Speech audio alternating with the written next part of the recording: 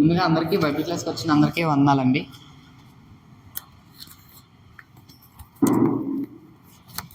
ప్రార్థనతో ఒక క్లాస్ని ప్రారంభించుకుందాం. ప్రార్థన.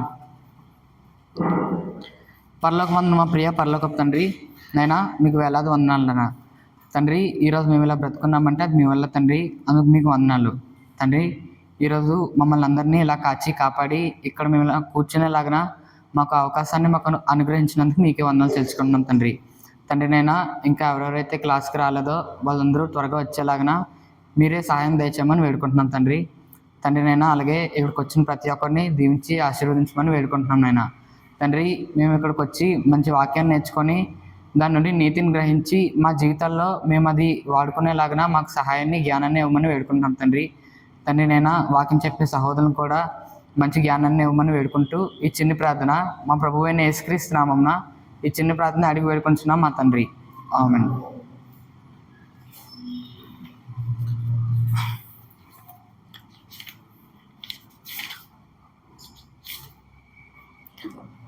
ముందుగా కీర్తన పుస్తకం నుండి 11వ కీర్తన పాల్గొంది.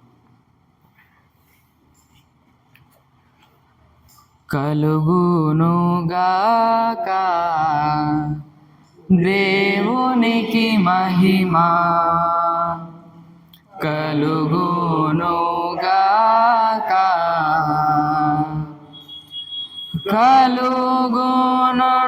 కలుగునున్నతమైన ఘనస్థలములందునా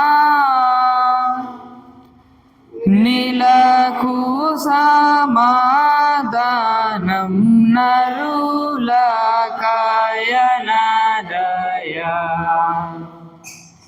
కలుగునుగాక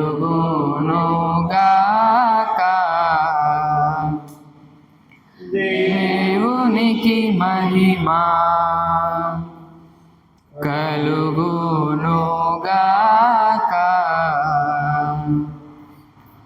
ప్రభువైన దేవా పరమరాజా సర్వపరిపాల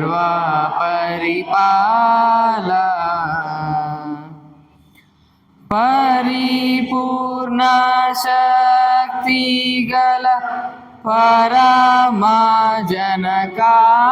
నిన్నో మహిని స్తుతించుచు మరి పొగడుచున్నాము, కలుగునుగాక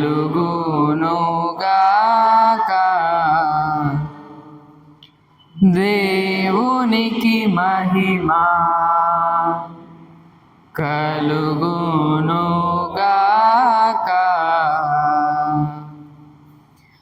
మహిమా పరచుచు ఆరాధించు చున్నాము నిన్ను,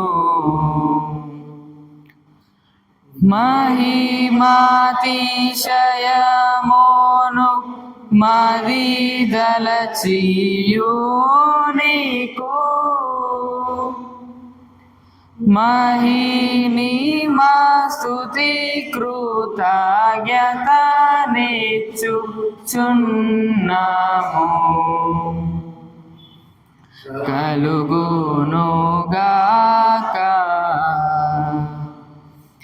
దేవునికి మహిమా,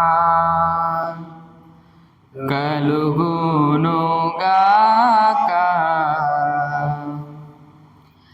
జ్యేష్ఠ కుమారా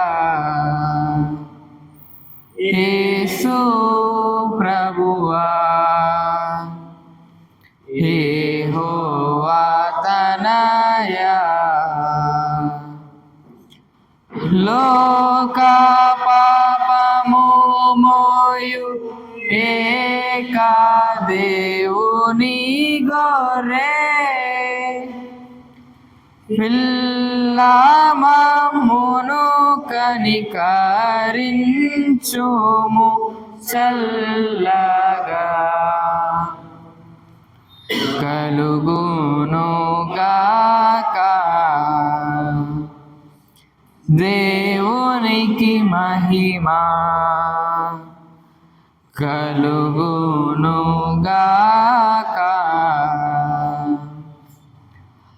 లోక పాపములు మోయుచుబోవు యేసు రక్షక. వాసిగా జనకోని కుడి వైపున కూర్చుండి యేసు మా ప్రార్థనలాకించి కనికరించు కలుగునుగాక.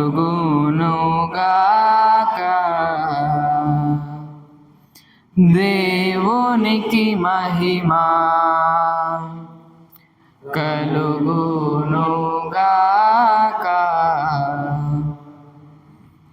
చాలండి. ఇప్పుడు మనం వాక్యం నేర్చుకుందాం. వాక్యం చెప్పే సహోదరుల గురించి ప్రార్థన చేయవలసిందిగా చిన్నారావు గారిని కోరుతున్నాను.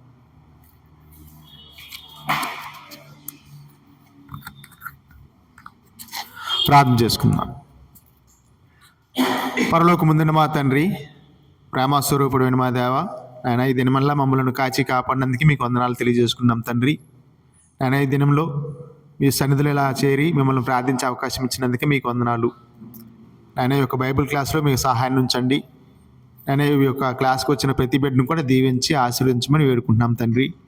మా జీవితంలో వాక్యం నేర్చుకోవడానికి ఎన్నోసార్లు మాకు అవకాశాలు ఇస్తున్నారు తండ్రి.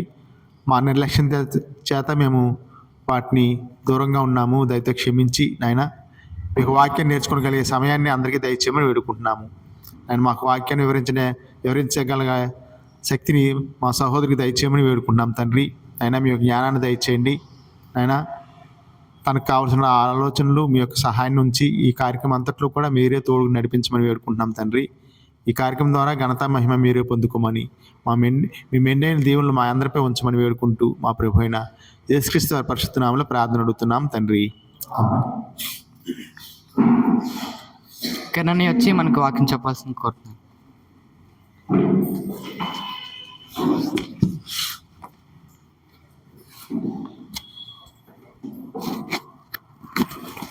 బైబిల్ తరగతికి హాజరైన సహోదరులందరికీ ప్రేమపూర్వక వందనాలు తెలియజేస్తున్నానండి. ఈ సమయంలో కొద్దిసేపు ఒక హాఫ్ అన్ అవర్ దేవుని వాక్యాన్ని నేర్చుకోవడానికి ప్రయత్నిద్దాం. బైబిల్లో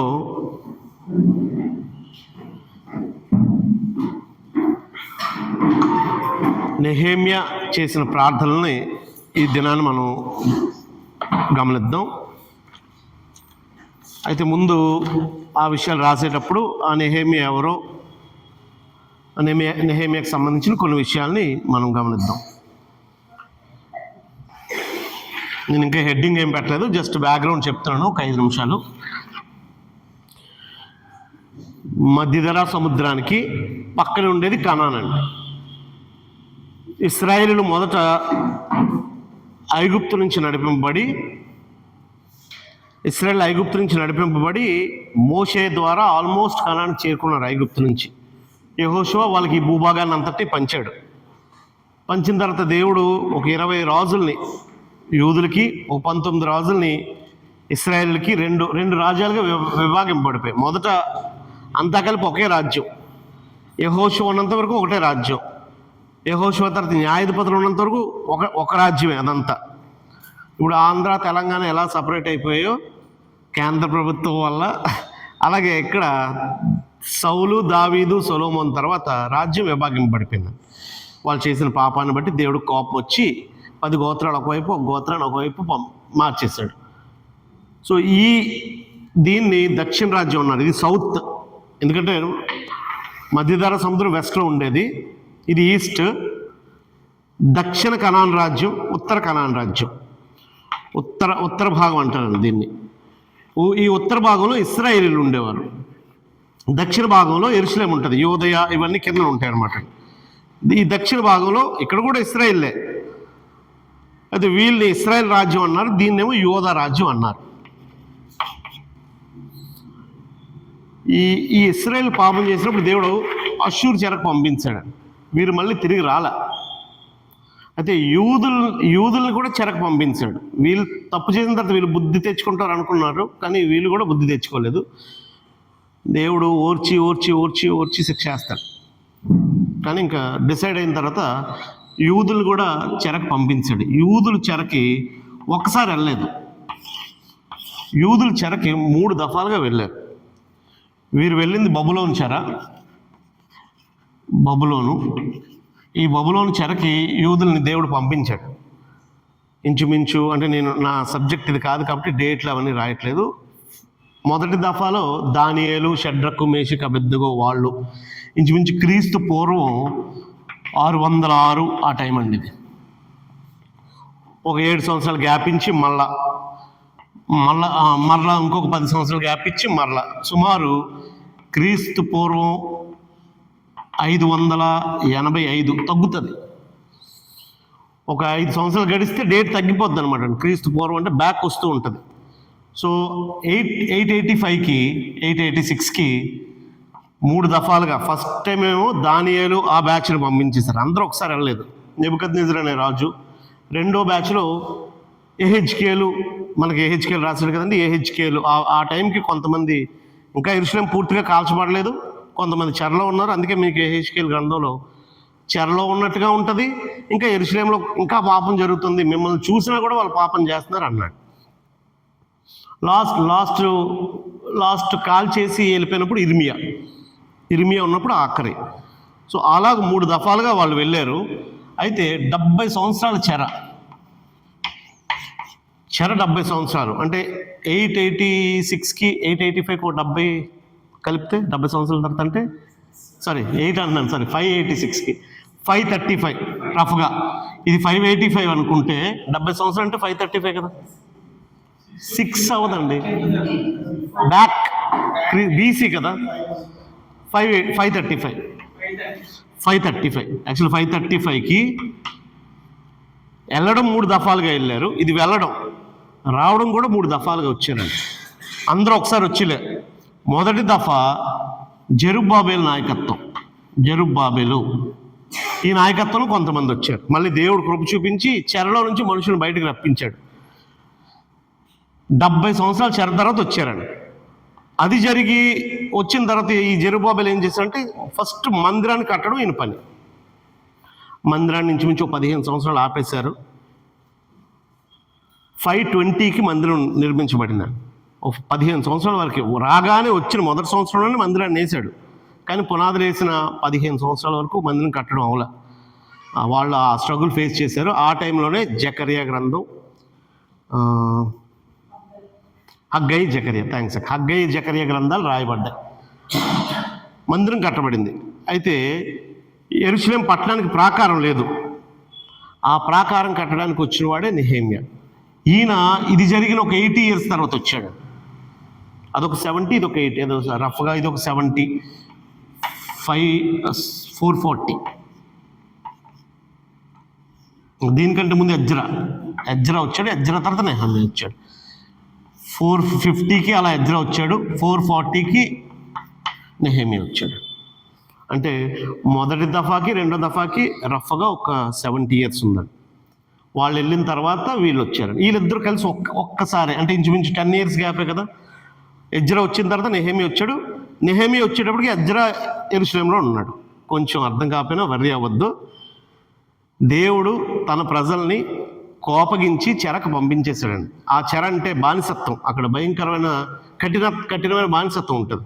ఆ బానిసత్వం నుంచి విడిపించి మళ్ళీ పంపించాడు. పంపించినప్పుడు ఒకసారి పంపించకుండా ఫస్ట్ బ్యాచ్ వచ్చిన ఒక 70 ఇయర్స్ తర్వాత 30కి 70 ఇయర్స్ అనుకోండి, 8 ఇయర్స్ లేకపోతే 60, 460 అలాగా ఎజ్రా వచ్చాడండి. ఈయన ఒక 10 ఇయర్స్ గ్యాప్లో వీళ్ళిద్దరు 445, 444కి వచ్చాడు యాక్చువల్లీ, అంటే రఫ్ లెక్కల ప్రకారం. ఒక సంవత్సరం అటు ఇటు అయినా రఫ్గా వీళ్ళిద్దరూ ఒక 10-15 ఇయర్స్ గ్యాప్లో వచ్చారు. వీళ్ళిద్దరూ కలిసి ఇక్కడ కలుసుకున్నారు. ఈయనతో కలుసుకోలేదు. నా పాయింట్ ఏంటంటే నెహెమ్యా యెరూషలేమును చూడలేదండి. నెహెమ్యా వచ్చేటప్పటికి ఇది నెహెమ్యా, ఇది ఎజ్రా. జెరుబ్బాబెలు, ఎజ్రా, నెహెమ్యా 3 దఫాలుగా 3 నాయకులతో వచ్చారండి. ఇది చెరిపేస్తాను నేను. ఈ నెహెమ్యా అనే వ్యక్తి జెరుబ్బాబెలు తర్వాత 70 సంవత్సరాల తర్వాత వచ్చినోడు కాబట్టి ఇతను యెరూషలేం అనేది ఎప్పుడూ చూడలేదు. ఇతను ఎక్కడ పుట్టాడు? ఆ నెహెమ్యా పుట్టిందే చెరలో పుట్టాడు. ఆ పాయింట్ చెప్పడం కోసం జస్ట్ ఇదంతా చెప్పాను. ఆ నెహెమ్యా అన్నవాడు ఎప్పుడూ యెరూషలేం చూడలేదు, కానీ ఆ చెరలోనే పుట్టాడు. కానీ తమ పితరుల ద్వారా విన్నాడు, తమ తల్లిదండ్రుల ద్వారా విన్నాడు. ఏమని? మనకు ఒక గొప్ప వైభవం ఉండేది, ఆ వైభవంలో దేవుడు మనల్ని బాగా ఆస్వాదించాడు. మనం పాపం చేసాం, లేదా మీ తండ్రులు పాపం చేశారు, అందుకు మనం చెరకొచ్చాము. ఆ చెర నుంచి ఇప్పుడు మనం వెళ్ళాలి అని. అది నెహెమ్యా ఒక గవర్నర్ అండి. నెహెమ్యా దేవుని మందిరం ఉన్న యెరూషలేం పట్టణానికి, ఆ పట్టణానికి చుట్టూ ప్రాకారం కడతారు. ప్రాకారం అంటే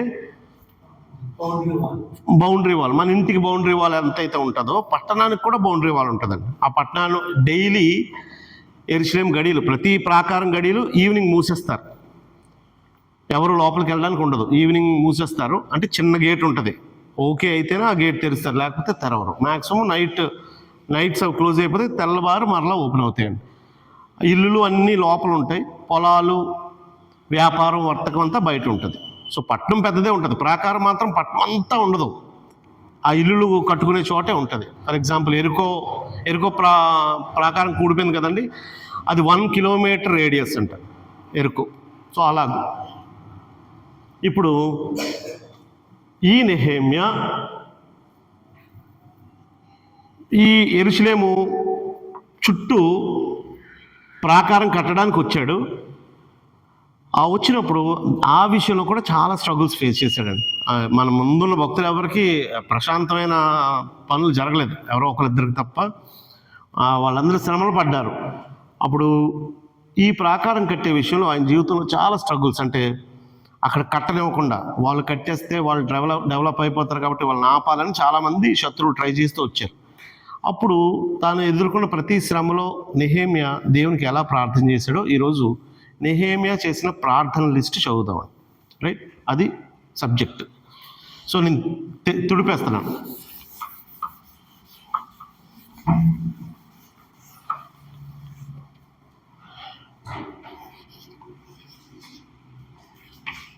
నెహెమ్యా చేసిన ప్రార్థనలు మొత్తం నెహెమ్యా గ్రంథం నుంచి ఆ ప్రార్థన లిస్ట్ చూద్దాం.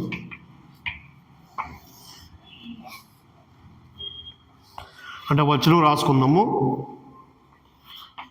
లేఖనం వచనం రాసుకుందాము. ఏం ప్రార్థన చేశాడో ఆ ప్రార్థన చూద్దాం. దాని నుంచి మనం ఏమి నేర్చుకోగలమో ఒకసారి ఆలోచిద్దాం. ఇంచుమించు 10-11 ప్రార్థనలు ఉన్నాయండి. అవన్నిటినీ మనం చూద్దాం. 1-4 అని మీరు గ్రంథం అంతా తర్వాత చదువుకోండి. ఇప్పుడు ఆ స్టోరీ ఏమీ నేను చెప్పట్లేదు, ఆయన చేసిన ప్రార్థనలు మాత్రం మనం లిస్ట్ అవుట్ చేస్తాం నెహెమ్యా గ్రంథం నుంచి. ఈయన ఎవరు అంటే ప్రాకారం కట్టడానికి వచ్చిన ఒక నాయకుడు. ఆయనతో పాటు కొంతమంది జనాంగం వస్తారు.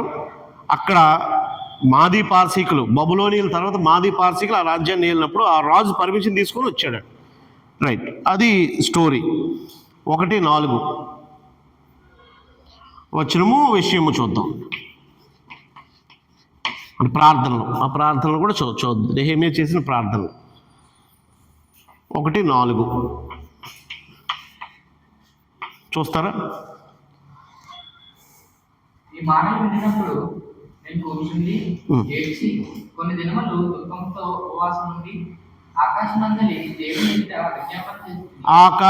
దేవుని ఎదుట విజ్ఞాపన చేసి తిని అనే మాట ఆ పైన మీరు చదివితే యెరూషలేము ఎలా ఉంది అని అడిగాడు. అంటే యెరూషలేము మందిరం అయితే కట్టబడింది కానీ ప్రాకారం ఇంకా కట్టబడలేదు, ఆ ఇల్లులు ఇంకా పూర్తిగా కట్టబడలేదు, కాలిపోయే దిబ్బలుగానే ఉన్నాయని ఎవరో చెప్తే సమాచారాన్ని విన్నాడు. 3వ వచనం చదువు. వారు చెప్పబడిన వారిలో శేషించిన వారు ఆ దేశంలో బహుగా శ్రమను నిందను పొందుతున్నారు. మరియు యెరూషలేము యొక్క ప్రాకారము పడద్రోయబడినది, దాని గుమ్మములను అగ్ని చేత కాల్చబడినవి, ఇంకా కాల్చివేయబడినవని నాతో చెప్పింది.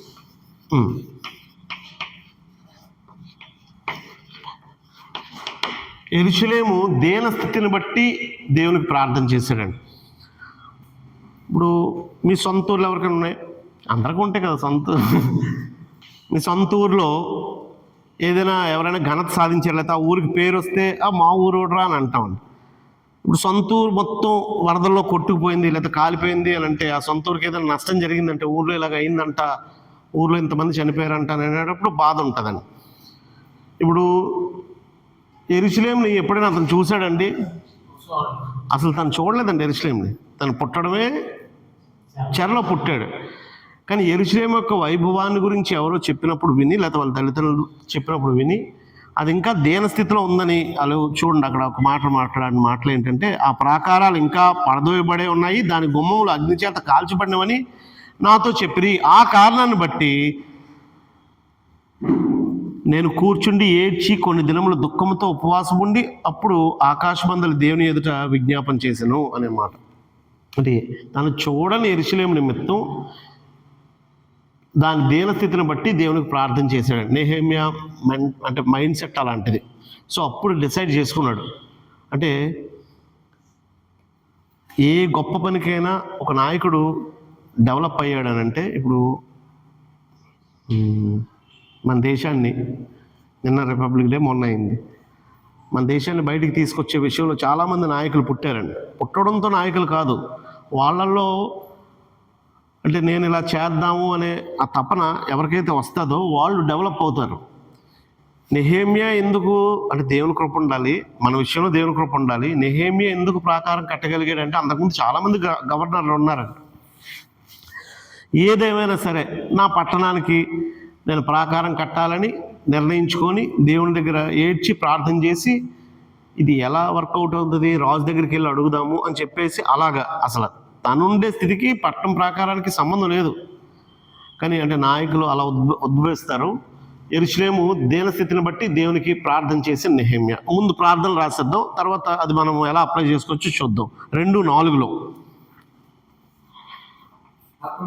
2:4 రాజు దగ్గరికి వెళ్ళాడండి. ఆయన మొహం ఏమో డల్లగా ఉంది.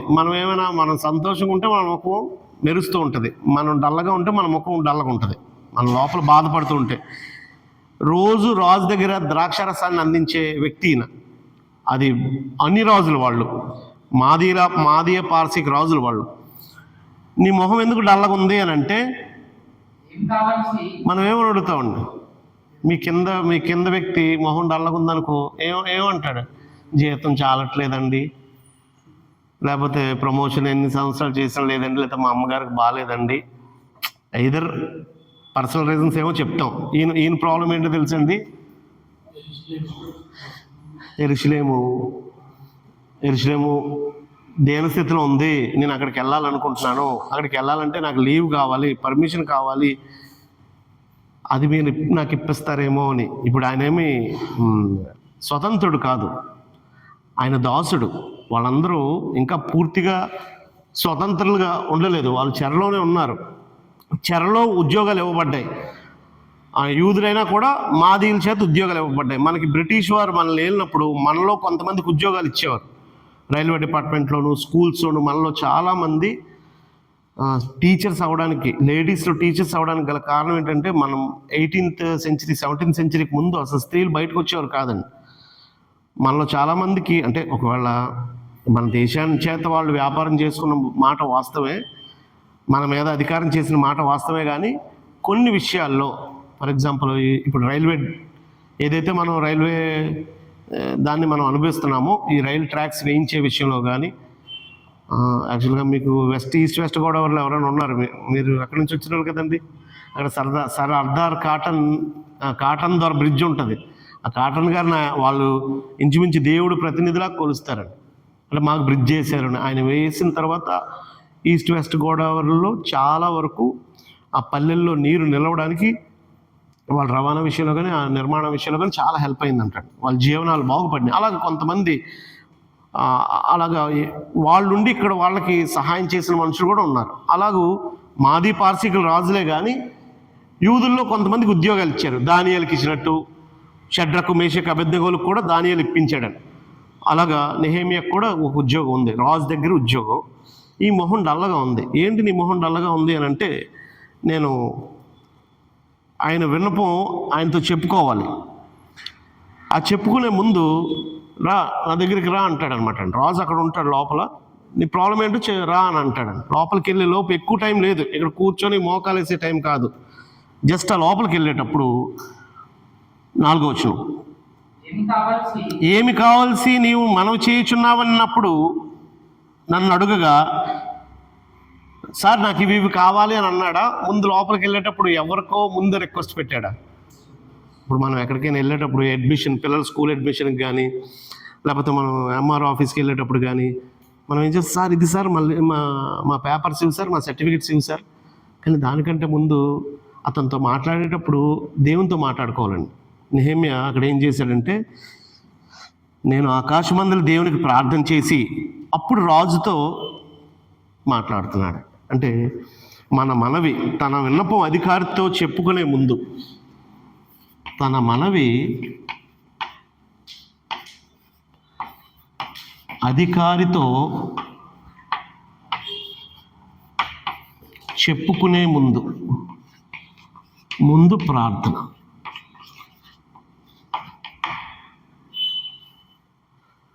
అంటే మన పని అవ్వాలంటే అధికారి పని చేయాలి. మనకు జ్వరం ఏదైనా తగ్గాలంటే డాక్టరే మనల్ని ట్రీట్మెంట్ చేయాలి. కానీ ఆ డాక్టర్ వెనకాతలు దేవుడు ఉన్నాడని, ఆ అధికారి వెనకాతలు దేవుడు ఉన్నాడని ఎవరు నమ్ముతారో తెలుసండి? విశ్వాసులు. ఈయన భక్తిపరుడు, అధికారితో మాట చెప్పుకుంటే పని అయిపోద్ది అని అనుకోవట్లేదు. దేవుడితో చెప్పుకున్న తర్వాత ఎంత టైం ఉంటుందండి? సార్ ఆగండి, మరి ఇప్పుడు ఎవరైనా పర్మిషన్ ఇచ్చి చెప్పుకోమన్నారు, నీకేం ప్రాబ్లమో ఆ ప్రాబ్లం చెప్పుకునేటప్పటికీ దేవునికి ప్రార్థన చేయడానికి ఎంత టైం ఉంటుందండి? ఎక్కువ టైం ఏమి ఉండదు. అంటే మనం గంటల సేపు, ఒక గంట ప్రార్థన చేసే ప్రార్థనలు ఉంటాయి. ఒక్కొక్కసారి ఆ క్షణంలో, ప్రతి సందర్భంలో, మన ట్రావెలింగ్లో మనం ఎవరినైనా కలిసే ముందు మనసులో ఒక మాట అనుకొని, నాయనా నేను రాజుతో మాట్లాడుతున్నాను, నా మీద అతనికి దయ కలిగేటట్టుగా చెయ్యు అని ప్రార్థన చేసుకొని లోపలికి వెళ్ళి ఉంటాడు. అప్పుడు వెళ్ళి విషయాన్ని వివరిస్తే, ఎందుకు అటు దేవుడు వెనకతలు ఉంటాడు కదా, ఆ ప్రార్థన వింటాడు. దేవుడు తన జోక్యాన్ని మన జీవితాల్లో జరిగిస్తాడని. అప్పుడు ఏమన్నాడంటే, ఆ రాజు, నువ్వు పాప ఏదో కోరుతున్నావు కదా, ఎప్పుడు నన్ను ఏం అడగలేదు, నువ్వు వెళ్ళు, లీవ్ పెట్టుకొని వెళ్ళు. అంతేకాకుండా రాజుకి అనిపించి, ఈయనేమి డబ్బులు ఏమి అడగలేదండి, జస్ట్ పర్మిషనే కావాలి, నేను వెళ్ళాలి, కొన్ని నెలలు నేను ఇక్కడ ఉండను అనేటప్పుడు రాజు మిగిలిన విషయాలన్నీ అడిగి, ఇంకా కొంత నువ్వు అక్కడికి వెళ్ళి మరి పని చేయాలంటే ఎలాగెళ్తావు ఉత్తిగా, నేను కొంత ఖజానాలో డబ్బులు ఇస్తాను, అవి కూడా పట్టుకొని వెళ్ళు, కొంతమందిని సహాయం ఇచ్చి పంపిస్తాను, అది వాళ్ళని కూడా తీసుకొని వెళ్ళని, అలాంటి సహాయాన్ని ఆయన పొందాడు. అయితే ఆ మనవి అధికారితో చెప్పుకునే ముందు ఆయన ప్రార్థన చేశాడండి. అలాగూ ప్రతి చిన్న విషయంలో నెహెమ్యా జీవితంలో ప్రార్థన మనకు కనిపిస్తుంది. వెళ్ళిన తర్వాత గోడ కట్టడం ప్రారంభిస్తే, ఎక్కడైనా సరే మనం ఎక్కడ ఒక పని చేస్తే పక్కనే శత్రువులు ఉంటారు. మన పనిని డెవలప్ చేయకుండా దాన్ని వెనక్కి లాగడానికి ప్రతి చోట ఇక్కడ కూడా ఉన్నారు. 4వ అధ్యాయం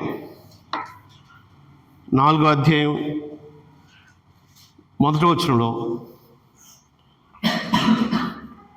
అంటే ప్రార్థన ఏమో 4:7లో చేశాడు. ఆ సమస్య ఏంటో ఒకసారి చదవండి. ఎవరైనా చదవండి. నెహెమ్యా గ్రంథం 4:1, మేము గోడ కట్టుచున్న సమాచారము విని సన్బల్లుటు టోబియా అనే ఇద్దరు ఉన్నారండి. ఇక్కడ సన్బల్లుటు పేరు రాయబడింది. సన్బల్లుటు మిగులు కోపించి రౌద్రుడై యూదుల్ని ఎగతాళి చేసి ఎలాగైనా వాళ్ళ పని ఆపేయాలని ఆయన నిందించినట్టుగా అక్కడ ఎగతాళి చేసినట్టుగా ఉంది. 3వ వచనంలో, అమ్మోనీయుడైన టోబియా అతని యొద్దను ఉండి, ఆ సన్బల్లుట దగ్గర ఉండి, వారు కట్టిన దానిపైకి ఒక నక్క ఎగిరినట్టయినా వారి రాతి కూడా పడిపోనని ఎగతాళి చేశారు. సో ఇతరులు ఎగతాళి చేసినప్పుడు, ఇతరులను నిందించినప్పుడు, శత్రువులు పని ఆపు చేయుటకు దూషించినప్పుడు, శత్రువులు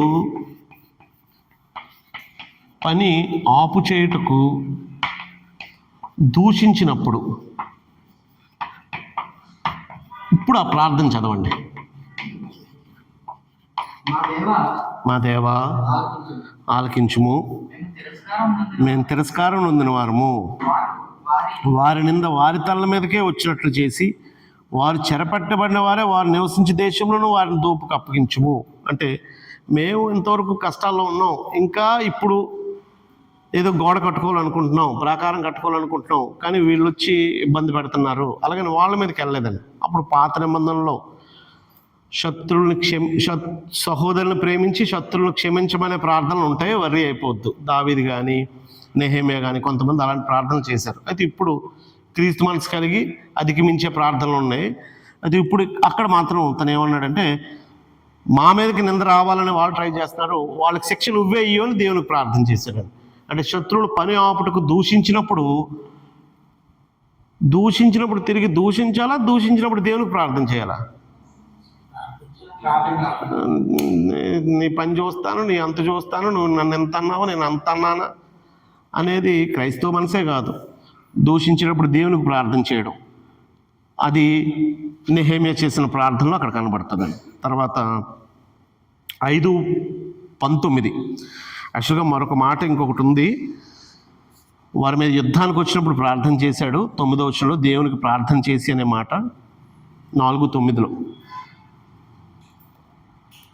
మేము మా దేవునికి ప్రార్థన చేసి వారి భయం చేత రాత్రింబళ్ళు కావాలి. అది కూడా అంటే ఆ నిందలు 4:9 కూడా ఇక్కడ రాసేస్తాను. ఆ శత్రువులు ముందు నింద చేసిన ఆ శత్రువులు పని ఆపే విషయంలో కొంతమందిని పంపించి వాళ్ళని బెదిరించడానికి కూడా ఆమె యుద్ధానికి వస్తామని బెదిరించారు. యుద్ధం చేయలేదు, యుద్ధానికి వస్తామని బెదిరించారు. ఆ బెదిరించినప్పుడు కూడా మా దేవునికి ప్రార్థన చేసి రాత్రింబగళ్ళు మేము కావలి ఉన్నాము అనే మాట. అంటే వాళ్ళల్లో ఎంత భయంకరమైన పరిస్థితి అంటే, సగం మంది ఏమో నిద్రపోకుండా, రాత్రిపూట కూడా నిద్రపోకుండా సగం మంది డ్యూటీ వేసుకునేవారంటండి. ఆ ప్రాకారం కట్టేటప్పుడు వీళ్ళు కడుతుంటే దాన్ని కూల్చేయడానికి కొంతమంది ఉన్నారు. అందరూ వెళ్ళి పడుకుని పోయారు అనుకో, ఈ గోడలు ఏం చేస్తారు, సంజన కూల్చేస్తారు. ఇవి కూల్చేస్తారని నిద్రపోకుండా నైట్ డ్యూటీలు వేసుకొని, కర్రలు పట్టుకొని, ఈటులు పట్టుకొని, కత్తులు పట్టుకొని, పహార, ఎవరి మీద యుద్ధానికి వెళ్ళలేదు వాళ్ళు, అలా బ్యాచ్ రాత్రంతా నిద్రపోకుండా ఒక బ్యాచ్ మళ్ళా పని చేయాలి. ఎవరు పని చేయాలి? ఈ రాత్రంతా నిద్రపోయిన వాళ్ళు నెక్స్ట్ డే పని చేయలేరు. పడుకున్న సగం బ్యాచ్ ఉంటుంది కదండి, వాళ్ళు పని చేసేవారు. అప్పుడు వీళ్ళలో మన నెక్స్ట్ డే వీళ్ళు మళ్ళీ పడుకుంటారు. మార్నింగ్ వాళ్ళు పని చేసినప్పుడు వీళ్ళు పడుకుంటారు. మళ్ళీ వాళ్ళలో కొంతమంది కాపలా కాస్తారు. వాళ్ళు నెక్స్ట్ డే వాళ్ళు కాపలా కాస్తారు, వీళ్ళు పని చేస్తారు పడుకున్నవాళ్ళు. ఇలాగ వాళ్ళు షిఫ్ట్లు వేసుకొని కొందరు కాపలాదారులుగాను, కొందరు కట్టేవారుగాను ఉండి ఎలాగైనా దేవుని కోసం ప్రాకారం కట్టే పనులు చేస్తూ వచ్చారు. అలాంటి వచనం ఒకసారి మీరు చదివితే 17వ వచనం లేదా 16వ వచనం. అయితే అప్పటి నుండి నా పని వారిలో సగం మంది పనిచేయచ్చు వచ్చింది, సగం మంది విండ్లు కవచాలు ధరించిన వారే వచ్చింది. అధికారులు యూదుల్లో ఆయా ఇంటి వారి వెనకాతల, ఎవరింటి వారి వెనకాతల వారు నిలబడాలి. గోడ కట్టువారును, బరువులు మోయేవారును, బరువులు ఎత్తువారును ఒక్కొక్కరు ఒక చేత్తో పనిచేసి ఒక చేత్తో ఆయుధం పట్టుకుండ్రి. మరియు కట్టువారిలో ఒకడు కత్తిని నడుమునకు బిగించుకొని గోడ కట్టుచూ వచ్చెను. బాకా ఊదువారు నా యొద్ద నిలిచెను. అలాగూ 22వ వచనం. మరియు ఆ కాలమందు నేను జనులతో ప్రతివాడు తన పనివానితో యెరూషలేములో బస చేయవలను. అప్పుడు మీరు రాత్రి మాకు కాపుగా నుందురు, పగలు పని చేయదురని చెప్పి తిని. ఇలాగున నేను కానీ, నా బంధువులు కానీ, నా పనివారు కానీ, నా వెంబడి ఉన్న పారావారు కానీ ఉదుకుకొనుటకు తప్ప మరి దేనికి తమ వస్త్రములు తీయలేదు. అంటే బట్టలు ఉతుక్కోవడానికి తప్ప, బట్టలు మార్చడానికి తప్ప, స్నానం చేయడానికి తప్ప మేము ఎప్పుడు ఈ పని మీదే ఉన్నాము. అలాంటి పరిస్థితి అండి. కాబట్టి శత్రువులు పని ఆపడానికి వచ్చినప్పుడు వారు ప్రార్థన చేసిన సందర్భాన్ని మనం చూసాం. ఆ తర్వాత బయట నుంచే కాదు, ఒక్కొక్కసారి పని అవ్వకపోవడానికి కారణం ఇంటర్నల్ ఇష్యూస్ కూడా ఉంటాయి. అలాంటి ఇంటర్నల్ ఇష్యూస్ వచ్చినాయి. ఇప్పుడు బయట నుంచి ఎక్స్టర్నల్ ఇష్యూస్ వస్తే ఒకసారి కాకపోతే ఒకసారి మేము అందరం కలిసి ధైర్యంగా నిలబడి ఏదైనా పని చేయగలం. ఇంటర్నల్ ఇష్యూస్ వచ్చాయి. ఇంటర్నల్ ఇష్యూస్ వచ్చినప్పుడు వాళ్ళకే ఫిర్యాదులు ఉన్నాయన్నమాట. యూదుల్లో అధికారులు సామాన్యుల్ని హింస పెట్టడం, వారి పిల్లల్ని దాసీలుగా ఉంచుకోవడం అంటే వీళ్ళకే ఫిర్యాదులు వచ్చినాయి. ఆ ఫిర్యాదులు వచ్చినప్పుడు అందరినీ నిలవబెట్టి మన సహోదరుల పిల్లల్నే మనం దాసులుగా ఉంచుకుంటామా అంటే అప్పుడు మరి ఏం చేయమంటారండి? నా దగ్గర ₹1,00,000 అప్పు తీసుకున్నాడండి, అప్పు తీర్చట్లేదండి అని చెప్పాడు అనమాట. వీడు నా దగ్గర బాకీ బాకీ ఎలా తీరుస్తాడండి? అందుకే ఆ బాకీ కోసం ఈ పని చేయమన్నానండి. ఇలాంటివి ఇప్పుడు అటు సెటిల్ చేయలేము. ఇప్పుడు మీరిద్దరు వచ్చారండి, పూర్ణిమాను తేజ వచ్చి ఈవిడ నా దగ్గర డబ్బులు తీసుకుందండి, ఇక్కడ డబ్బులు ఇవ్వనంటుంది అని అంటున్నావు నువ్వు. అమ్మ నువ్వు ఆవిడకి ఎలాగ వడ్డీ ఇస్తావమ్మా, ఆవిడకి నువ్వు క్రైస్తవురాలు కదా, నువ్వు ఇవ్వకూడదు కదా అంటే కొన్ని వడ్డీ వద్దండి అసలైన ఇమ్మనండి అని. ఇప్పుడు మీకు సెటిల్ అవ్వకపోతే ఏమవుతుంది? ఆ సెటిల్ అవ్వకపోతే మీ ఇద్దరు అక్కడ కూర్చోరు. అప్పుడు నెహెమ్యా ఏం చేశాడంటే ఎవరెవరికి ఎంత బాకీ ఉన్నాయని అడిగాడని. అక్కడ చాలామందికి బాకీలు ఉన్నాయి, మనందరం కొంచెం సహాయం చేద్దామా అని అడిగాడని. వాళ్ళు కొంతమంది ముందు మాట్లాడలేదు. నేను నా అప్పు వదిలేస్తాను, మీరు మీ అప్పు వదిలేయగలరా అని అడిగాడని. ఎవరైనా అందరూ సహాయం చేయగలరా? అప్పుడు మనం ఏం చేద్దామంటే దాసులుగా ఉన్న వారికి ముందు వాళ్ళని విడిపిద్దాం. ఎవరెవరికైతే అప్పులు ఉన్నాయో కొంత వడ్డీ లేకుండా కట్ చేసేసి ఇవ్వగలిగినంత ఇచ్చేద్దాం. మనందరం కొంత మన సొంత సొమ్ము వేసుకుంటే ఈ పనులు జరుగుతాయి అని ఆయన వచ్చి ఆ పనులన్నీ సెటిల్ చేశాడండి. ఆ పనులన్నీ సెటిల్ చేసిన తర్వాత ఒక ప్రార్థన చేశాడండి. 5వ అధ్యాయం 19వ వచనం. 5:19. నా దేవా, ఈ జనులకు నేను చేసిన సకలమైన ఉపకారములను బట్టి నాకు మేలు కలుగునట్లుగా నన్ను దృష్టించుము. అంటే ఆయన చేసిన సంస్కరణను బట్టి యూదుల ఫిర్యాదులకు పరిష్కారం తెలిపిన తర్వాత, యూదుల ఫిర్యాదుకు పరిష్కారము తెలిపిన తరువాత ప్రార్థన చేశాడు.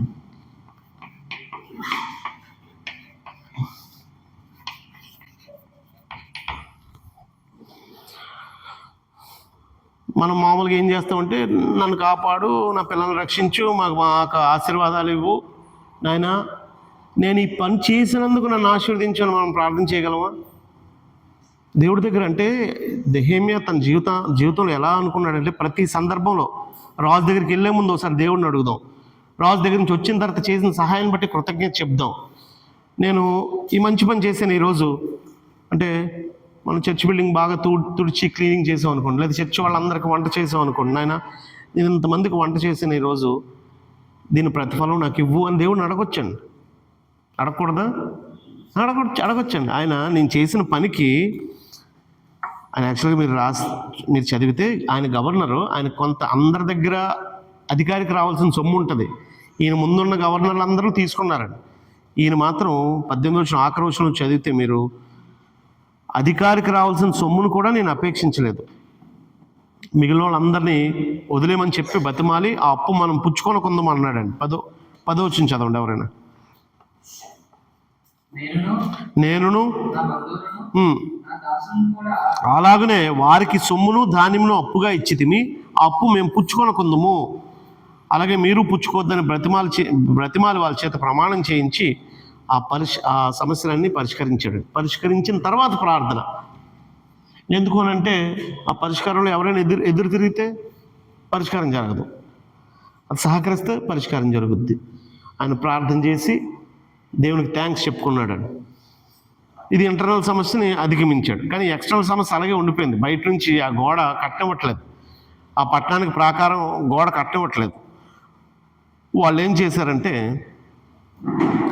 మనం మాట్లాడుకుందాం రండి, మాట్లాడుకొని సెటిల్ చేసుకుందాం అని ఒక బెదిరింపు, అది యాక్చువల్గా కపటమైన ఒక రిక్వెస్ట్ పంపించారండి.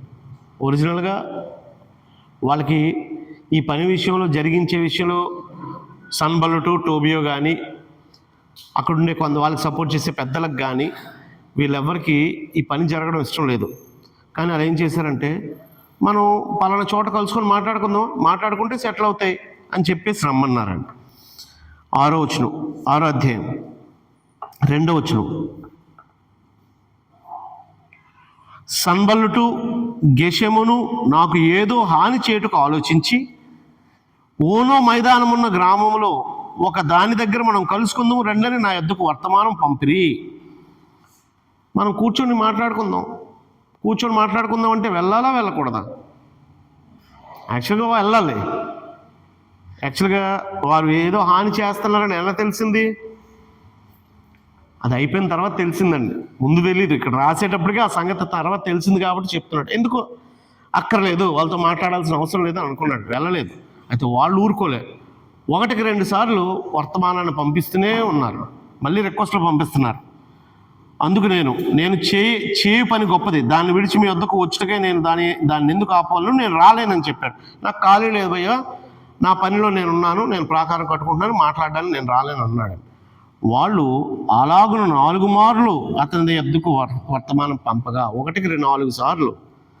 అంటే డిస్టర్బ్ ఎవడ పనాడు చేసుకుంటే సరిపోద్ది. ఆ డిస్టర్బ్ చేయదలిచే వాళ్ళు ఏం చేస్తున్నారంటే మళ్ళీ మళ్ళీ మళ్ళీ మళ్ళీ మళ్ళీ రిక్వెస్ట్లు, ఇన్విటేషన్లు పంపిస్తున్నాడు. ఈయన వెళ్ళక్కర్లేదని. అప్పుడు ఇంకా వాడు రాడని అర్థమైపోయి వాళ్ళు ఏం చేశారంటే ఓ పత్రిక రాశారు. ఆ పత్రికలో అతని మీద, నువ్వు ఇక్కడ లోకల్ రాజ్యానికి వ్యతిరేకంగా, అంటే ఎవరైతే ఉన్నారో ఆ రాజ్యానికి వ్యతిరేకంగా నువ్వు మనుషులు తయారు చేస్తున్నావని, ఓ బందిపోటు ముఠాని, నక్సలైట్ ముఠాని తయారు చేసేవాడు ఎలాగుంటాడు, నువ్వు అలాంటి ముఠాని తయారు చేస్తున్నావని, అందుకే నువ్వు ఈ ప్రాకారం కడుతున్నావని మేము బెదిరిస్తూ ఒక లెటర్ రాశారండి. ఆ లెటర్ పంపించారండి. ఆ లెటరు ఆయన చదివిన తర్వాత అందులో చాలా వదంతులు ఉన్నాయి. అవంతా నేను చదవలేదు, చెప్పలేను. 8వ వచనం, ఈ పని చేయలేకుండా మేము అసక్తులు మగుదుం అనుకుని వారందరూ మమ్మల్ని బెదిరింప చూచిరు, కానీ నేను ఇటువంటి కార్యములను ఎంత మాత్రము చేయవారము కాము, వీటిని నీ మనసులో నీవు కల్పించుకుంటామని అతని వద్దకు నేను వర్తమానం పంపితిని. దేవా, ఇప్పుడు నా చేతులను బలపరచుము.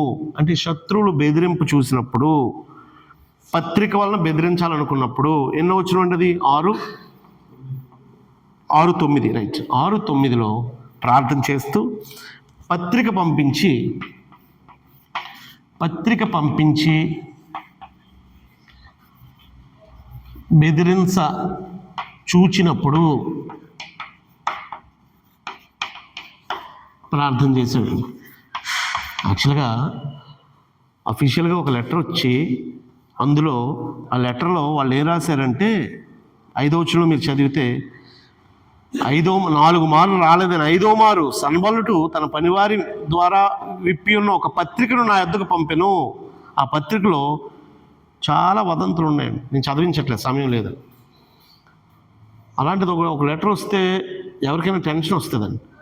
కానీ ఆయన ఏమన్నాడంటే, దేవునికే ప్రార్థన చేసుకొని నా చేతులను బలపరచు అన్నాడు.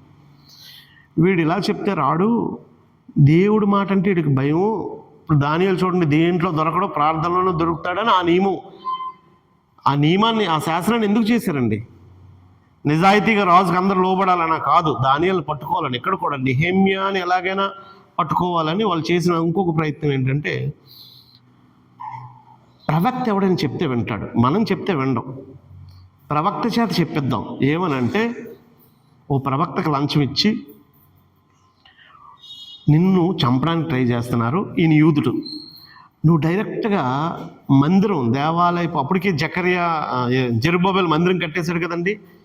మందసం ఎక్కడైతే ఉంటుందో గర్భాలయం, దేవుని గర్భాలయం అంటే ఆ మందసం ఎక్కడే ఉంటుందో ఆ మందసం లోపలికి వెళ్ళిపో, అక్కడైతే నిన్ను ఎవ్వడూ చంపడు, అదే సేఫెస్ట్ ప్లేస్ నీకు. కానీ ఓ పెద్ద వయసున్న ప్రవక్త ఒక ఆయన వచ్చి, నువ్వు జాగ్రత్తగా దేవుని మందిరంలోకి దాక్కుడిపోతే తప్ప ఈరోజు రాత్రి నీ మీద ఫుల్ అటాక్ చేసి చంపేయాలనుకుంటున్నారని ఓ చెడ్డ మాట చెప్పించాడు. ఎందుకు అలాగా అంటే, ఈయన మందిరం లోపలికి వెళ్ళిపోయాడు అనుకోండి, ఒక యూదుడు ప్రవేశించవచ్చు అతి పరిశుద్ధ స్థలంలోకి, లేవీయుడు తప్ప, లేవీల్లో కూడా కహాతీలు, అహరోన్ సంతతి తప్ప ఎవడూ ప్రవేశించలేని దాంట్లో ఈయన ప్రవేశిస్తే ఆ నింద ఆయన మీద వేసేద్దామని. అదంతా అవన్నీ కుట్రలే. ఆ రోజు అతడు షమయా అనే ఆయన 10వ వచనంలో రాత్రి కాలమందు నిన్ను చంపుటకు వారు వచ్చెదరు. 10వ వచనం 3వ లైన్ చదువుతున్నానండి నేను. గనుక దేవుని మందిర గర్భాలయంలోకి మనం పోయి తలుపులు వేసుకుందాం. ఆయన వెళ్ళొచ్చు, ఆయన లేవిడు, ఆయన వెళ్ళొచ్చు, ఆయనతో పాటు ఈయన వెళ్ళాడు అనుకో, అప్పుడు లాస్ట్లో ప్లేట్ ఇచ్చేస్తాడనమాట. ఈయన రాకూడదు, ఎందుకు వచ్చావు నువ్వు, నిన్నెవడు రమ్మన్నాడు లోపలికి అంటాడని. అప్పుడు ఆయన అంటాడు 11వ వచనం, నేను నా వంటి వాడు పారిపోవచ్చునా, ఇంత వాడైనా నేను నా ప్రాణము కొనుటికైనా నువ్వు గర్భాలయంలో ప్రవేశించవచ్చునా, నేను ప్రవేశించినంటిని. అప్పుడు దేవుడు అతన్ని పంపలేదని టోబియా సన్బలుటు అతనికి లంచం ఇచ్చినందునే ఈ విషయం నాతో చెప్పాడని నేను తేటగా తెలుసుకున్నాను. దేవుడు తనని తప్పించినందుకు అక్కడ ఒక చిన్న ప్రార్థన చేశాడండి. 14వ వచనం 6:14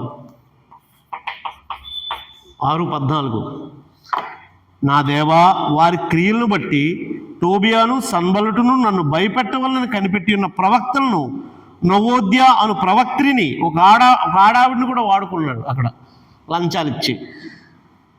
జ్ఞాపకం చేసుకున్నాము వాళ్ళకి, నాయన వాళ్ళ విషయంలో నువ్వే తీర్పు తీరుస్తావో అని. అంటే ప్రవక్తలకు లంచాలు ఇచ్చినప్పుడు, ప్రవక్తలకు లంచం ఇచ్చి ఓ చెడ్డ మార్గాన్ని తప్పు చేసేటట్లుగా ప్రేరేపించడం, ఇది తప్పు చేయనట్లు ప్రేరేపించినప్పుడు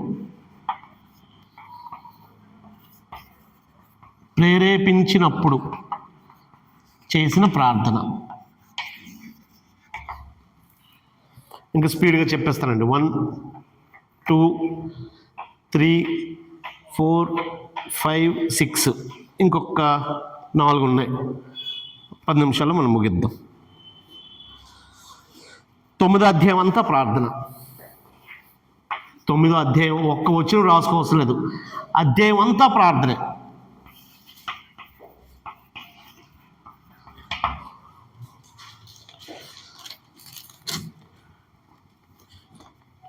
తొమ్మిదో అధ్యాయం అంతా ఎందుకు ప్రార్థన చేశారండి? ఈ నెల 24వ దినం ముందు ఇశ్రాయేలీలు ఉపవాసం ఉండి గోనె బట్టలు కట్టుకొని తల మీద ధూళి పోసుకొని, 3వ వచనం ఎవరైనా చదవండి. మరియు వారు ఒక జాముసేపు తామున్న చోటిని నిలువబడి తన దేవుడైన యెహోవా ధర్మశాస్త్ర గ్రంథము చదువుచు వచ్చి ఒక జాముసేపు తమ పాపములను ఒప్పుకొనుచు. ఒక జాముసేపు గ్రంథాన్ని చదివారంటండి. ఒక జాము అంటే 3 అవర్స్. 3 అవర్స్ చాలండి. 3 అవర్స్ బైబిల్ చదువుకున్నారంటే 3 అవర్స్ తమ పాపాలను ఒప్పుకున్నారంటండి. అంటే తమ పాపాలను ఒప్పుకునేటట్టుగా ఆయన అందరి చేత వారి పాపాలు ఒప్పుకునేటట్టుగా ఒక మీటింగ్ కండక్ట్ చేశాడండి. అది 9వ అధ్యాయం. అంటే సమయం లేదు కాబట్టి నేను ఆ ప్రార్థన అంతా చదవట్లేదు. మీరు ఇంటికి వెళ్ళి, చాలా విధేయుడే చేసిన ప్రార్థన అండి. మొత్తం అంతా ప్రార్థనే. 6వ వచనం నుంచి స్టార్ట్ అవుతుంది ప్రార్థన, 5వ వచనం నుంచి ప్రార్థన స్టార్ట్ అవుతుంది. మొత్తం అధ్యాయం అంతా ప్రార్థనే. తర్వాత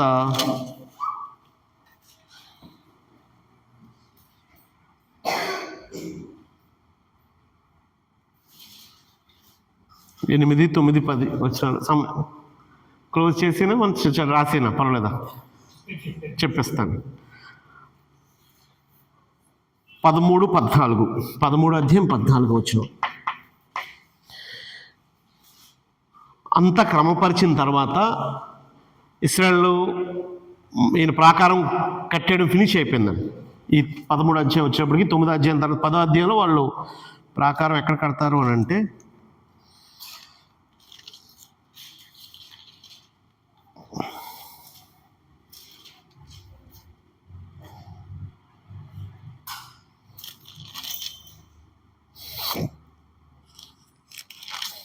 అంటే సార్ ఈ 13వ అధ్యాయానికి మనం ప్రాకారం నిర్మించేశారు. ప్రాకారం నిర్మించేసిన తర్వాత దాని కాపలా పనులు కూడా స్టార్ట్ అయిపోయినాయి. ఒక సర్టెన్ టైంలో ఈయన మరలా బబులోను వెళ్ళడం జరిగింది. యెరూషలేము నుంచి ఎవరైతే 12 సంవత్సరాల తర్వాత ఈయన మరలా 12 సంవత్సరాల తర్వాత ఒకసారి గవర్నర్గా వచ్చిన ఈయన రాజు దగ్గరికి వెళ్ళాల్సిన పని వచ్చింది. మరలా బబులోను వెళ్ళాడండి. యెరూషలేము నుంచి బబులోను వెళ్ళిన తర్వాత ఈ మధ్య గ్యాప్లో, ఈ నాయకుడు లేని ఈ మధ్య గ్యాప్లో మళ్ళా జరిగిన సమస్య ఏంటంటే మందిరానికి రావాల్సిన నిధులు అక్కడ కొంతమంది తీసుకోవడం స్టార్ట్ చేశారు.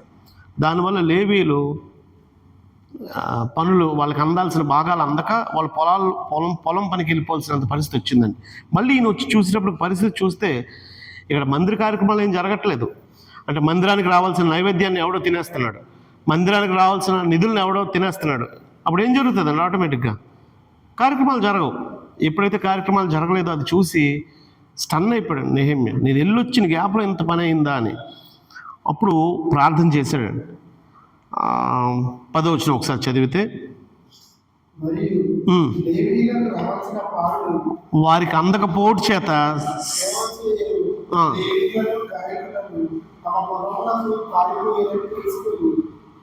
అప్పుడు వచ్చి అధిపతులతో పోరాడి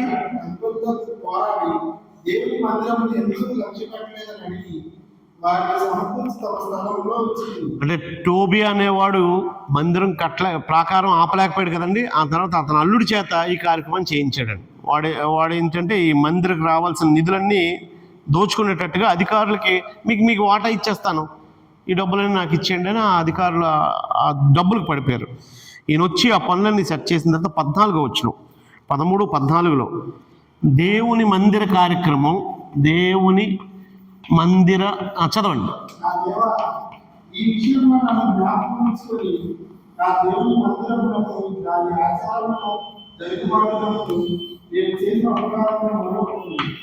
జరుగుబాటు నిమిత్తము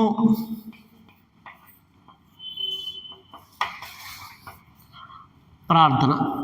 అంటే నేను చేసిన పనికి నేను వచ్చి ఈ కార్యక్రమం చేశాను కదా నాయన, అది దృష్టించి నాకు కనికరించు అని. అంటే మన ప్రార్థనలో ఆయన పని చేసి దేవుడిని వేడుకున్నాడు. 11 ఇవన్నీ 13వ అధ్యాయంలో ఉంటుంది. 22వ వచనం 13, 22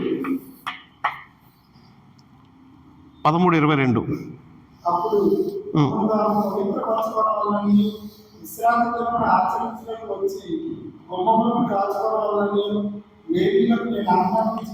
నా దేవా, ఇందును గూర్చి నన్ను జ్ఞాపకం ఉంచుకొని. ఆ పై పారాగ్రాఫ్ మీరు ఇంటికి వెళ్ళి చదువుకోండి. విశ్రాంతి దినాన్ని ఎవడు పాటించట్లా. యూదులు విశ్రాంతి దినాన్ని పాటించాలా? పాటించడం మానేసి వ్యాపారాలు చేసుకుంటున్నారు, లేకపోతే వ్యాపారాలు వేలాడుతున్నారు. వాళ్ళకి అమ్మేవాళ్ళు కూడా ఆ రోజంతా వర్తకం జరుగుతుంది, వ్యాపారం జరుగుతుంది, వ్యవసాయం జరుగుతుంది. ఈయన వచ్చి ఏం చేస్తున్నారు? మీరు ఆరాధించకుండా ఆదివారం ఆరాధన అంటే వాళ్ళు శనివారం ఆరాధించారు, ఆదివారం ఆరాధించకుండా మనం ఎక్కడికైనా వెళ్ళొచ్చండి, పిక్నిక్లకు తిరగొచ్చండి, ఊర్లు తిరగొచ్చండి. వాళ్ళు మీరు ఎక్కడైనా ఊరు వెళ్ళినా, మీలో చాలామంది ఊరు వెళ్ళినా మొదట ఆరాధించిన తర్వాతే, అదే మీరు ఊర్లో కూడా ఆరాధన సిద్ధం చేసుకున్న తర్వాతే ఊరు వెళ్తున్నారు, మంచిది. అంతే తప్ప ఏది లేకుండా ఇష్టానుసారంగా తిరిగేసి మనం విశ్వాసం అనుకోవడం, ఆరాధనే లేని విశ్వాసులుగా మనం ఉండకూడదండి. వీళ్ళకి అక్కడ ఆరాధన లేకుండా బ్రతుకుతున్నారు. విశ్రాంతి దినాన్ని ఎవడో పాటించట్లేదు, రెగ్యులర్గా వ్యాపారాలు చేసుకుంటున్నారు. అక్కడ చేపలు అమ్మిన వాళ్ళందరూ అక్కడే ఉన్నారంట.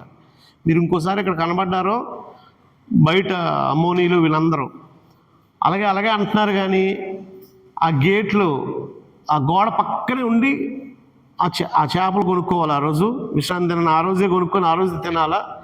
వాళ్ళని గద్దించి పంపించాడండి. అలాగూ వాళ్ళని క్రమపరిచి వాళ్ళని విశ్రాంతి దినం పాటించేటట్టుగా చేశాడు. అది చేసిన తర్వాత విశ్రాంతి దినం పరిశుద్ధంగా ఆచరింపబడేలా చేసినందుకు ప్రార్థన. విశ్రాంతి దినము ఆచరింపబడేలా చేసినందుకు ప్రార్థన. ఆఖరిగా రాంగ్ ఎక్కడో రాశాను. 1 2 3 4 5 6 7 8 9 10 వాళ్ళు చాలామంది అన్ని స్త్రీలను వివాహం చేసుకున్నారండి. అన్ని స్త్రీలను వివాహం చేసుకోవడం వల్ల విగ్రహారాధనకి చోటిచ్చారు. అప్పుడు నెహెమ్యా వచ్చి వాళ్ళకి చాలా స్ట్రిక్ట్గా దేవుని పేరిట 25 వచ్చింది చూడండి. 25 నేను వారితో వాదించి వారిని శపించి, అదే చెప్పేస్తాడా, బతిమాల దగ్గర బ్రతిమాలి శపించి కొందరిని కొట్టి వారి తల వెంట్రుకలను పెరిగివేసి మీరు వారి కుమార్తెలను మీ కుమార్తెలను ఈయకయు మీ కుమార్తెలను మీ కుమారులకైనను మీకైనను వారి కుమార్తెలను పుచ్చుకొనికి ఉండవాలని వారి చేత దేవుని పేరట ప్రమాణం చేయించి, ఎందుకనంటే ఇట్టి కార్యములు జరిగించి ఇశ్రాయేలు రాజైన సొలొమోను పాపం చేయలేదా? అతడు గొప్ప దేవుని చేత ఎన్నుకోబడినోడైనను అన్ని స్త్రీలు సహా అతని చేత పాపం చేయించలేదా? కాబట్టి మీరు ఇలాంటివి చేయొద్దు అని చెప్పి అలా ఎవరెవరైతే రెండో వివాహాలు చేసుకున్నారో, అన్ని వివాహాలు చేసుకున్నారో వాళ్ళందరి చేత ఆ కార్యక్రమాలు ఆపించాడండి. వాళ్ళకి పరిత్యాగ పత్రికలు ఇప్పించాడండి. సో విశ్వాసులే చేసుకునేటట్టుగా చేసిన అన్య స్త్రీల వివాహం చేసుకునే వారిని పవిత్రపరిచినందుకు ఆఖరిలో ఒక ప్రార్థన చేస్తాడండి. 13:29 అన్య వివాహాల విషయంలో చేసిన సంస్కరణకు సంబంధించిన ప్రార్థన. అప్పుడు కూడా ఒక ప్రార్థన చేశాడండి. ఏమని ప్రార్థన చేశాడు? నా దేవా, వారి యాజక ధర్మపు నిబంధనను లేవీయుల నిబంధనను అపవిత్రపరిచిరి. అంటే ఈ విషయాలు నేను వారిని జ్ఞాపకం ఉంచుకో, అవి నేను క్రమపరిచాను. ఆ విషయాల్లో మీరు అంటే ఎవరు క్షమిస్తాడో దేవుడు క్షమిస్తాడు, ఎవరు శిక్షిస్తాడో ఆయన చేతిలో ఉంది. ఆఖరిగా ఈ గ్రంథాన్ని ముగిస్తూ ఆఖరిగా నా దేవా నా మేలుకై నన్ను జ్ఞాపకం ఉంచుకో అని ప్రార్థనతో ముగించాడు.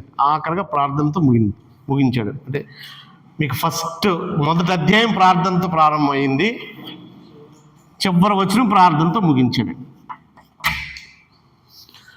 జస్ట్ ఒకసారి మనం ఒక్కొక్క మాట అనుకుంటే, ఇక్కడేమో యెరూషలేము దేన స్థితిని బట్టి అతను ప్రార్థన చేశాడు. మనం ఎవరైనా ఇతరుల దేన స్థితిలో ఉంటే మనం ఏం చేయాలండి? అంటే ఆయన యెరూషలేము దేనస్థితి కోసం సహాయం చేయడం కోసం ప్రార్థన చేశాడు. ఇతరుల దేనస్థితిని బట్టి నవ్వకూడదని. మీరు ఇతరుల దేనస్థితిని బట్టి ఆనందించే మనసు ఉందా? ఇతరుల దీనస్థితిని బట్టి బాధపడే మనసు ఉందా? బాధపడే మనసు ఉంటే నెహెమ్యా మనసు, ఆనందపడే మనసు ఉంటే అది సాతాను మనసు. కాబట్టి ఇతరుల దేనస్థితిని బట్టి, ఇక్కడ యెరూషలేము దేనస్థితిని బట్టి ప్రార్థన చేశాడు. మనం ఇల్లుల కోసం, స్థలాల కోసం, ఆ ఊరి కోసం మనం అంటే వాళ్ళకి సంఘం అంటే యెరూషలేము దేవాలయం అంటే కట్టడం అండి. ఆ కట్టడం బాగాలేదని. ఇక్కడ మనకి వస్తువులు కాదు, స్థలాలు కాదు, మనకి మనుషులు. కాబట్టి ఇతరుల దేనస్థితిని బట్టి వాడికి అలాగే జరగాలి, వాడికి ఇలాగే అవ్వాలి అనుకునే మనస్తత్వం దేవుని మనస్తత్వం కాదండి. నెహెమ్యా ఇతరుల దేనస్థితిని బట్టి ప్రార్థన చేశాడు ఈరోజు కూడా. తర్వాత 2, తన విన్నపం విషయంలో అధికారితో చెప్పుకునే ముందు ప్రార్థన చేశాడు. ఒకవేళ మనం దాన్ని అప్లై చేసుకుంటే ఏదైనా కార్యం ప్రారంభించేటప్పుడు అది చిన్నదైనా కానివ్వండి, మనం వెళ్ళే చిన్న రిక్వెస్ట్ అయినా కానివ్వండి, మన మనసులో మనం ఎగ్జామ్ రాసే ముందు ప్రేయర్ చేసుకుంటారా మీరు? అంటే మనం ఇక్కడ ప్రార్థన చేసుకుని వెళ్ళడమే కాదు, ఎగ్జామ్ రాసే ముందు కూడా ఏదైనా సరే దేవునితో మనం ఎప్పుడు మాట్లాడుకునే, మన కార్యం జరిగే ముందు దేవునితో మనం చేసుకోవడం, అది నెహెమ్యా దగ్గర మనం నేర్చగలమండి. శత్రువులు పని ఆపు చేటుకు దూషించినప్పుడు ఆయన ప్రార్థన చేశాడు. ఈరోజు ఇతరులు ఎవరైనా మనల్ని నిందిస్తే, దూషిస్తే, నేను పని చూస్తాను, నేను పంచాయతీ ఏర్పాటు చేస్తాను, వాడికి ఏం వద్దండి. అది దైవ కార్యం కాదు, దైవ మనసు కాదు. ఇతరులు ఒకళ్ళు నిన్ను నిందించారు, నిన్ను దూషించారు, ఆ దూషించేటప్పుడు ఆయన దేవునికి అప్పగించాడు. తర్వాత యూదులు ఫిర్యాదుకు పరిష్కారం తెలిపిన తర్వాత ఆయన ఒక సమస్యకు పరిష్కారం చేశాడు. నేను కాబట్టి చేశాను అని అనుకున్నాడా? మనం ఎప్పుడైనా ఏదైనా కార్యం చేస్తే నేను సాధించాను అని అనుకుంటామండి. అక్కడికి వచ్చిన సమస్యలను ఆయన సెటిల్ చేశాడు. ఒక గవర్నర్గా నేను చేశాను అనుకున్నాడా? దేవునికి ప్రార్థన చేశాడు. అక్కడ నాయన ఇది చేయడానికి నాకు జ్ఞానం ఇచ్చావు, దీన్ని బట్టి నేను చేసిన కార్యాన్ని బట్టి నాకు సహాయం చేయని కృతజ్ఞతతో ప్రార్థన. అంటే ఎప్పుడైతే దేవునికి ప్రార్థన చేసుకుంటామో మన సక్సెస్లో కూడా దేవునికి చోటు ఉంటుందండి. మన సక్సెస్ దేవునికి చోటు ఉండడం కాదు, దేవుడే సక్సెస్ నాకు ఇచ్చాడు అనే భావన ఉంటుందండి. యూదుల ఫిర్యాదులకు పరిష్కారం తెలిపిన తర్వాత, అవన్నీ సెటిల్ చేసిన తర్వాత ప్రార్థన చేసుకున్నాడు. కాబట్టి ఫలితం సాధించిన తర్వాత కూడా ప్రార్థన. ఎగ్జామ్ ముందే కాదు, ఎగ్జామ్ నుంచి బయటకు వచ్చిన తర్వాత కూడా నాయన నీ కృప చేతే నేను కొంచెం అది జ్ఞాపకం చేసుకొని రాయగలిగాను. అలా ఎగ్జామ్ అనే కదండి, ఏదైనా చిన్న చిన్న సక్సెస్ సాధించినప్పుడు, అలాగే పత్రిక పంపించి వారు బెదిరించినప్పుడు, అంటే ఓ శ్రమలో దేవునికే ప్రార్థన చేసుకున్నాడు. మనమైనా శ్రమలో దేవునికే ప్రార్థన చేయాలి. ఇతరులు తప్పు చేసేటట్టుగా ప్రోత్సహించారు. అక్కడ ప్రవక్తలే ఆయన తప్పు చేసేటట్టుగా ప్రేరేపించారు. ఆయన బయటకు వచ్చిన తర్వాత అనుకున్నాడండి, అమ్మ బాబోయ్, ఈ ఆయన మాటని నేను వినకుండా వినిగా నేను లోపలికి వెళ్ళుంటే. కాబట్టి ఇతరులు ప్రేరేపించేటప్పుడు దేవునికి ప్రార్థన చేసుకుని రావటుంటే ఆ ప్రేరణలో పడవండి. ఆ ఫ్రెండ్ ఏదో అంటాడు, రారా తినరా తాగరా అని, వాళ్ళు ప్రేరేపిస్తున్నారనే సంగతి నీకు అర్థమైతే నువ్వు ప్రార్థన చేసుకుంటే ఆ ప్రేరణలో పడవండి. పాపాలు ఒప్పుకోవడానికి ప్రార్థన, అసలు ఎలాంటి ప్రార్థన మనకు లేదు మన లైఫ్లో. మనం డేలో బయటికి వెళ్తున్నప్పుడు ప్రార్థన, ఆహారం తినే ముందు ప్రార్థన, లేకపోతే పడుకునేటప్పుడు ప్రార్థన. మన పాపాలు ఒప్పుకోవడానికి ఒక ప్రార్థన చేసుకుంటే మనం నీతిమంతులుగా అవుతామండి. మళ్ళీ మనం మారుమనసు పొంది మనం పరిశుద్ధులుగా బ్రతుకుతామండి. తర్వాత దేవుని మందిర కార్యక్రమాలు జరుగుబాటు నిమిత్తం ప్రార్థన. ఆ మందిర కార్యక్రమాలు సరిగ్గా జరగట్లేదు, జరిగేటట్టుగా చేయమని ప్రార్థన చేసుకున్నాడు. దేవుని మందిర తర్వాత విశ్రాంతి దినం సరిగ్గా ఆచరింపబడేటట్టుగా ప్రార్థన. ఆరాధన సరిగ్గా జరగట్లేదు, వాళ్ళు జరిగేటట్టుగా ప్రార్థన. అన్య వివాహాల విషయాల్లో ఒక సంస్కారం చేశాడు. ఈరోజు కూడా మన పిల్లల విషయంలో, మనం పెళ్లి చేసుకునే వారి విషయంలో మనం ఎలాంటి ప్రార్థన, మన పిల్లల్ని ఎవరికి ఇస్తున్నాము, ఎవరికి పడితే వాళ్ళకి ఇచ్చేసి తర్వాత చేతులు నెత్తి మీద వేసుకోవడం కాదండి. ముందే పరిశుద్ధుల చేత వివాహం చేస్తున్నావు లేదని మనం చూసుకో. ఇలాగ తన జీవితం అంతా అసలు చిన్న వాటికే ప్రార్థన. అంటే ప్రయాణాలు చేసేటప్పుడు, రాజు దగ్గర మాట్లాడేటప్పుడు, అన్ని విషయాల్లో ఆయన జీవితం అంతా ప్రార్థనతో ముడిపడి ఉందండి. మన జీవితం ప్రార్థనతో ముడిపడి ఉంటే నెహెమ్యాలాగా ఆశీర్వదింపబడతామండి. 10 నిమిషాలు ఎక్కువ తీసుకున్నాను, క్షమించండి. అలాగూ ఈరోజు నెహెమ్యా చేసిన 10 ప్రార్థనలు మనం నోట్ చేసుకున్నామండి. మన జీవితాలు అలాగ ఉండాలని కోరుకుంటూ నాకు ఇచ్చిన సమయాన్ని బట్టి వందనాలు తెలియజేస్తాను.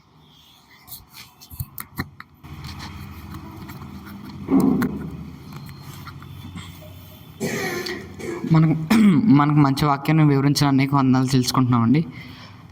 ముగింపు ప్రార్థన చేసుకొని ఈ యొక్క క్లాస్ని క్లోజ్ చేసుకుందాం. ముగింపు ప్రార్థన చేయాల్సిందిగా ఉదయాన్ని నేను కోరుకుంటున్నాను.